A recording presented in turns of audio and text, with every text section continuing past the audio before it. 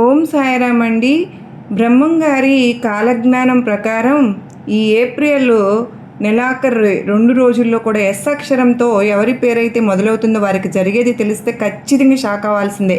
ఈ ఎస్ అక్షరంతో పేరు కలిగిన వాళ్ళు ఎక్కడున్నా ఎవరున్నా, అంటే స్త్రీలైనా కావచ్చు, పురుషులైనా కావచ్చు, మీ పేరులో మొదటి అక్షరం కనుక ఎస్తో మొదలైతే ఈ వీడియో అనేది మీకోసమే.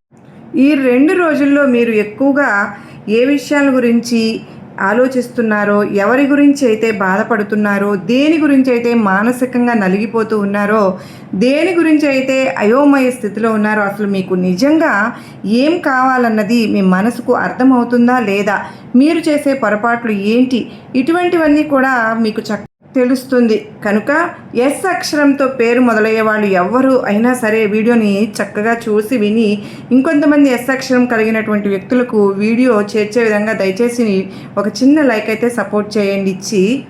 ఎస్ అక్షరంతో మొదలైన వారు చాలా తెలివైనటువంటి వారు, అలాగే చాలా అదృష్టవంతులు కూడా. అంటే ఈ ఎస్ అక్షరంతో పేరు మొదలవ్వాలి అంటే నిజంగా వాళ్ళ అదృష్టమనే చెప్పుకోవాలి. అంటే వీరి జాతకం కూడా చాలా వరకు కూడా బాగుంటుంది. చిన్న చిన్న సమస్యలు వస్తూ ఉంటాయి, కానీ అవి ఏవి కూడా వీళ్ళను ఏమీ చేయలేవు.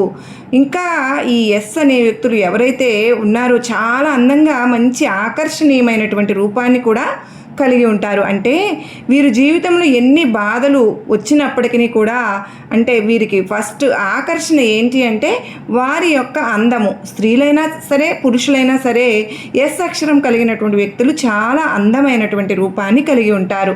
ఎంతమందిలో ఉన్నప్పటికీ కూడా కొట్టొచ్చినట్లుగా కనిపించేటటువంటి అందం వీరి సొంతం. మగవాళ్ళైనా సరే పొగడవలసిందే అందంగా ఉన్నారని, ఆడవాళ్ళైనా పొగడాల్సిందే అందంగా ఉన్నారని. అంత చక్కగా ఉంటారు, చాలా స్మార్ట్గా ఉంటారు, చాలా తెలివైనటువంటి వ్యక్తులు. ఏ పనైనా సరే చూసి రమ్మంటే కాల్చి వచ్చే రకాలన్నమాట. అంత తెలివైనటువంటి వ్యక్తులు వీళ్ళు. అయితే మరి వీరికి కూడా ఇంత తెలివైనటువంటి వారికి వీళ్ళకు బాధలు ఏంటి అని చెప్పేసి అనుకోవచ్చు. బ్రహ్మంగారు చెప్పినట్లుగా అంటే వీళ్ళల్లోనే కొన్ని పొరపాట్లు అనేవి కూడా ఉంటాయి. అంటే మనం ఎప్పుడైనా సరే పొగడ్తలు ఎలాగైతే చెప్పుకుంటున్నామో వీళ్ళల్లో ఉన్నటువంటి లోపాలు కూడా మనం చెప్పుకోవాలి కదా. అలా చెప్పుకునేటప్పుడు మాత్రమే వీళ్ళు వాటిని సరి చేసుకుని ముందుకు వెళ్ళగలుగుతారు కదా. వారి జీవితం అనేది ఇంకా సంతోషంగా ఉండడానికి కారణం అవుతుంది. లోపాలు ఏంటి అంటే వీళ్ళు కరెక్ట్ అనుకుని చేసేటటువంటి పొరపాట్లు అవేంటి అంటే, ఎవరికైనా ప్రేమ అనేది ఉంటుంది. కుటుంబం మీద, భార్య మీద కానీ, భర్త మీద కానీ, పిల్లల మీద కానీ ప్రేమ ఉంటుంది. కానీ వీళ్ళకు ఏంటి అంటే ప్రేమ రెట్టింపు ప్రేమ, అంటే అతి ప్రేమ అన్నమాట. ఏదైనా సరే కానీ ఆ కొండ మీద కోతినైనా సరే తీసుకొచ్చి ఇచ్చే అంత ప్రేమ వీళ్ళకు ఉంటుందన్నమాట. సరే.